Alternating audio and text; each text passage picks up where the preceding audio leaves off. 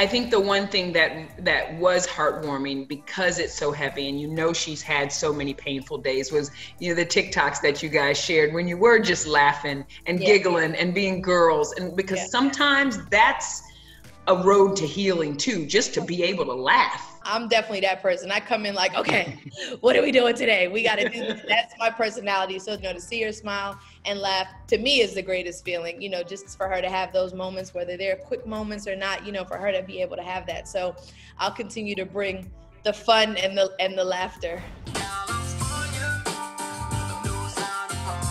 How much does it mean to you to continue to be there for her and just through whatever she needs? Well, you know, I'm a real friend. That's what friends do. You don't dip out on your friends when it gets really hard, when she's going through something that is unimaginable, that, you know, I can't even fathom what that feels like. So just to be a friend and be there to make her laugh when she needs to, cry when she needs to, is a beautiful thing. That's what friends do for each other, you know. So I'm always going to be there for her and the girls, and just, you know, want to see her just continue to be strong and amazing. She's the strongest woman I know. I tell her all the time. But Monica has been great. Sierra's been great. And we're just going to continue to support her in anything that she needs. This is not a 1 week journey, a 1 month journey. These friendships are lifelong bonds. So I've known Vanessa 13, 14, 15 years now. Wow. We've been all over the world together. You know, Kobe and Melo played in the Olympics together. They were very, very close. So this is nothing new. This is family. We haven't had a lot of wins in this year. So being able to celebrate a win today with the SKIMS anniversary, right. You know what? We got to take these wins when we can. Yeah, I'm probably going to pour myself a small little glass of wine afterwards. We got to take that. When Kim launched this, I thought, okay, I get it. How has being in this mode for the last year and really being a part of the SKIMS family kind of changed the fashion game and all? Well, you know, I'm just so proud of her. You know, she comes up with these concepts, she executes them so amazing, and then you see it go from an idea to this huge, huge company, and it's just like, wow, I remember when we were just talking about this, you know. But I just love to support the people I love and care about and my friends, and to see her do so many amazing things is incredible. So when she called and said, you know, I want to do the 1 year anniversary campaign, I want you to be a part of it, it's like, say no more, I'm there. I mean, I show up, you know, for my friends and, like I said, people I love and care about, but it's just a testament to, you know, her work ethic and how amazing she is as a person and as an entrepreneur. Yeah, SKIMS is awesome, and these pictures and this whole campaign is going to be incredible, and I'm super excited about it. There's some other amazing people that are involved. I don't know if I can share, but I think collectively the group we have for this campaign is going to be really dope. Well, I know a few. Let me run them down. And Kim, of course, will be part of it. Right. We've got the Hamlin sisters, Amelia Gray and Delilah Bell, right? Mm-hmm. Jody Turner Smith, who I adore. Love. Rumor Willis, we love. So all of those girls, right? Yeah, and it's just a great group of women that are empowering, that are doing amazing things, and to come together and do something like this is just so cool. So I'm honored to be a part of it. I've already been getting pictures from New York, where I'm from, of billboards with my face all over them, which that never gets old. I don't care. I'm like, I will never get tired of seeing my face on a billboard. It's the coolest thing ever. So definitely excited to get to New York and find out which street the billboards are on and go take pictures and just hang out a little bit. We talked about some of these women that you're doing it with. To have this collective group of women celebrating another woman, what is that, you know, that sister circle like? I mean, it's girl power. All we have is each other. We understand what being a woman in this industry is, trying to, you know, some of us are moms or wives or friends or dating, and just how trying to keep it all together and balance the whole thing. You know, it's not necessarily the easiest thing. So you got to support and lean on each other. So when something like this comes around and it's just friends, like, let's do this, let's support our friend and also get, you know, sexy and fly at the same time. It's like a win-win all the way around. I know the line is all about wanting to make women feel good and feel beautiful. So when do you feel the most beautiful?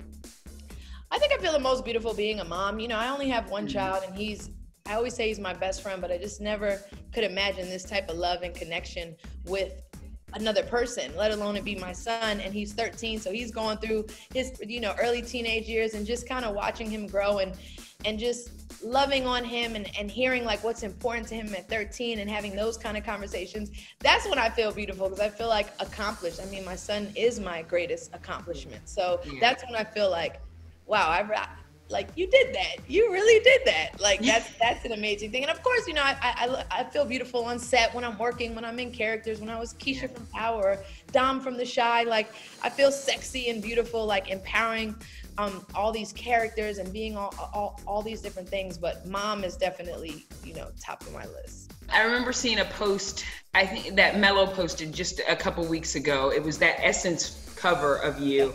And he said, I'm so proud of you. I've been telling you everything in your time. Everything will happen in your time. Do you feel like, this is my time? I feel like that. I feel like, you know, I work really hard, and I'm a believer that hard work does pay off, and it might not be right when you want it to be, especially with the acting stuff. That was always, you know, difficult to go from being a host and then saying, you know, I want to act now. And people are like, okay, TV host, you're gonna act now. You know, people don't want to, they want to keep you in that box. So I fought really hard to get out of there and really worked really hard on my craft, which I still do all the time. It's a consistent thing. So to see, you know, these roles starting to come and it all starting to pay off, yeah, you do feel like, okay, it is my time now. And an Essence cover, I had been on the cover before with the cast of Think Like a Man, who was my family and my sisters, but to have my own cover of Essence, which is a magazine that I grew up, you know, seeing in my house or watching, you know, my mom read, and to be on the cover of that, that's just an honor. You know, you've talked about like having these conversations in your home with your son about social justice and the things that Black people and Black men especially have to deal with in this country. Carmelo has been one of the voices leading the charge in the NBA and really standing up, using their voices, using their platforms. When you kind of hear about how those guys in the NBA are now using their voices and doing their boycott, how do you feel about that? We're put in these positions for a reason, not just to shut up and dribble, so to speak. We're put in these positions to use our voice and use our power to help amplify voices that need help fight for injustice. So seeing the NBA and the players stand up the way they did is so admirable and just such an amazing thing. And it just makes you feel empowered all over again. It makes you feel like we're in this together. We're not fighting this, you know, alone. And for my son and other kids out there to see this and say, you know, this is what you do when something is not right. This is how you make a difference. This is how you take a stand. And they're watching their icons and heroes do it. You know, it makes me hopeful for the next generation to come up and demand change and say, you know, we're not going to be dealing with this anymore.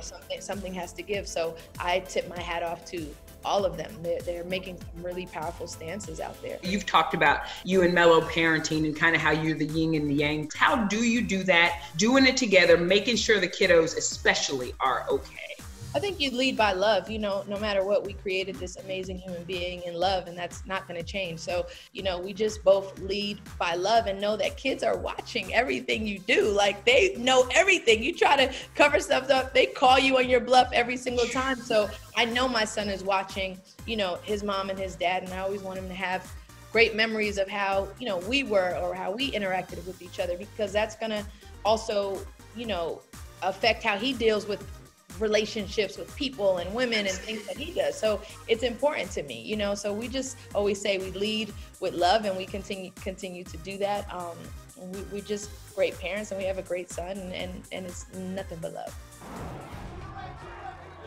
We all are still reeling and don't even really know what to make about Chadwick passing. I know what his legacy meant to my family and my loved ones, my godkids, to see, you know, this man, Black Panther, this King of Kings on the screen. You have a Black son. How do you start to explain that when, like, heroes or people they look up to and consider, you know, larger than life, when they're not there anymore? You know, I think that's when my faith comes in, and my son, you know, is rooted in faith and just understanding that, you know, God has a plan. It's not our time, it's God's time. And, you know, my son understands that. And while he was sad, you know, there's also a joy in understanding that this person is now brought back home and reunited with God and in a beautiful place. That's how I'm able to explain it to a 13-year-old, so that they can understand, you know, this person had a bigger purpose here on earth. They fulfilled their purpose here, and now they have some more work to do. So that's been helpful. And, you know, just praying and just making sure my son understands that life is short and to live life to the fullest and do things that make you happy, because you never know when, you know, you can be here one day and gone the next. So you have to just value these moments that we have.